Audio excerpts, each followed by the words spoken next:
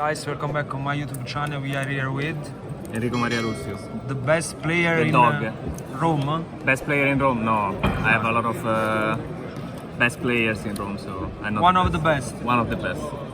Okay. What deck you played this Yesterday, tournament? the doctor, the genius, Why this deck? Vegapunk, because my team went very well in the finals, so we decided to troll a bit in the Barca. So I think this deck is good.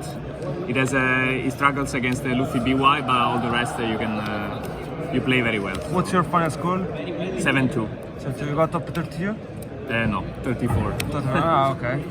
What score is enough for the top 32? Yeah, it was okay. I think the deck was good overall. I lost to one Duffy that is in the finals. I don't know if he's gonna win, and the other losses was to Luffy ST. Okay. So it's actually a good matchup, but I bricked against both. You played against some Lucci? I played 2 Lucis, I won 2-0. Okay. I played 2 Bonnies, won both. And then I played 1 Nami, that is like the freest matchup in the last round. And then I was expecting more Namis, that's why I brought this deck. It's very surprise effect. It's one of the best decks, I think. Okay. So let's show us your let's deck show the profile. deck. So in this moment, we have a free beer here. Free beer, yeah. Free beer, boys. Best in the world, the flow. So, okay, let's go. Most people think that this deck is control. It's Okay. a fake news. This is a super aggro deck. Super aggro. Yeah, so Like Kenny. that's the surprise effect of the deck. It's like Zoro, basically. Okay. Most people think that you are controlled, so they take lives and then they realize you have 5 pieces on board and they just lose. So, best start in the deck is with Atlas. Nobody knows this card. Cannot be KO'd if you have less life than your opponent, and you always have less life.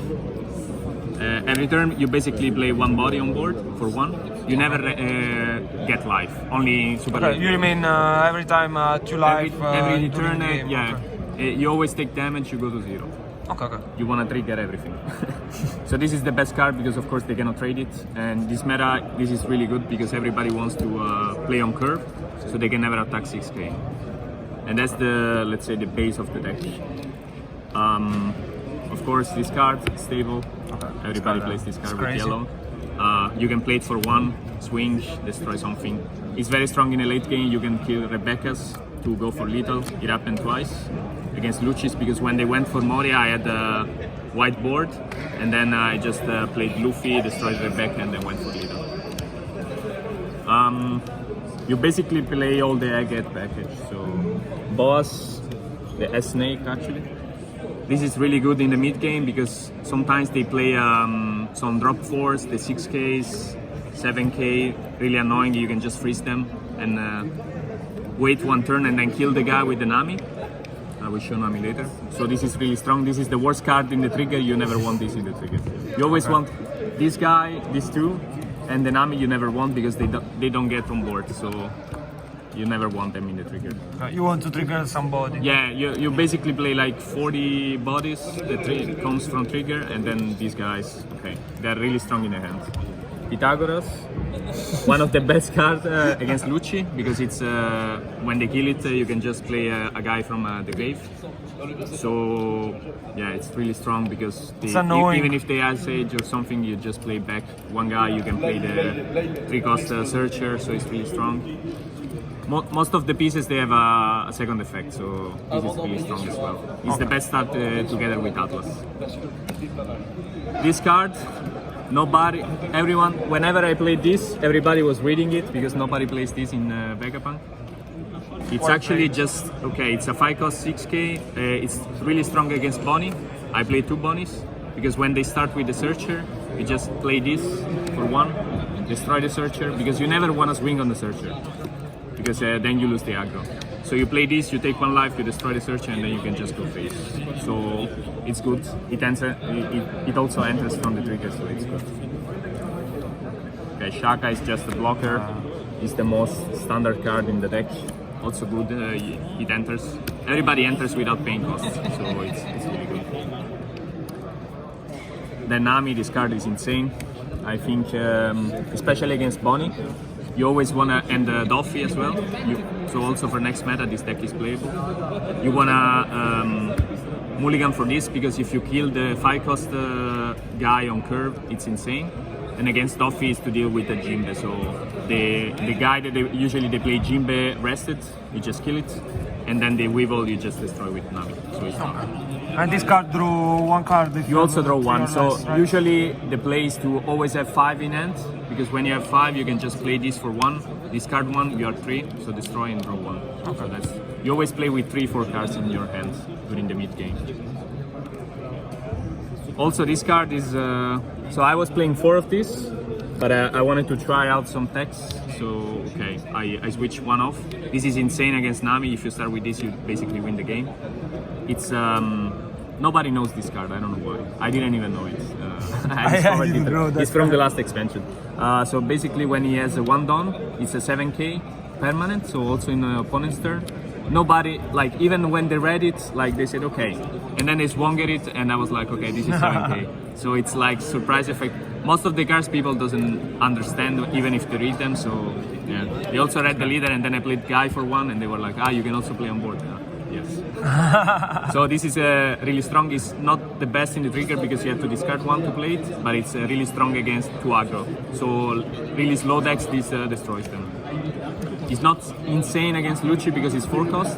So against Lucci all the 5 drops are insane because they are really difficult to kill. Yeah. So you just want to play 5 costs against Lucci. So this is one of the decks that I had to cut cards to play. Emilio questo. Emilio, the shark. So this is mostly for the Luffy black yellow. It's the worst matchup of the deck. It's super winnable, but this can attack with it, and it ignores blockers. So you can just swing with this when they go to 0 life. It's your Luffy unblockable. Yes, basically. They can kill it with the rocket, but okay.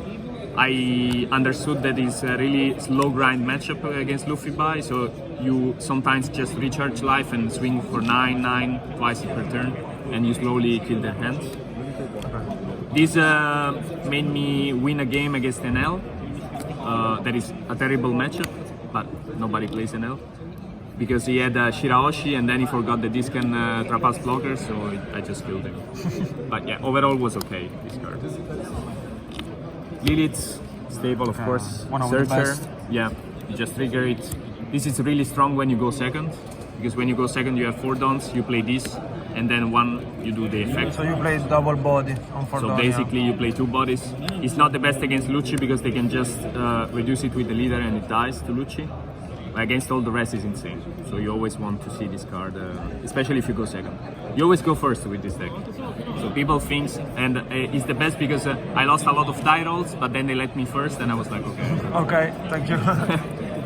Then we have the 2Ks, okay, Edison and Frankie. These are mostly 2Ks. This is really strong in the life because you start with 2, so if you trigger it, you draw 1, you play it. This is when you break. So it's like a sabo, you draw 2, discard 2, so it's... Okay. And they also... Just they clear both, it's... Yeah, they're good. So I use them mostly for 2Ks. These I play sometimes turn 1 if I really break. But okay, hopefully you don't break. Then, Like it's consistent, no? It's super consistent, yes. Because you just need to see a 6k turn 1, so... Of course Atlas is the best, but okay, you always have a 6k. Then we have 4 spells. This card is insane. Yeah.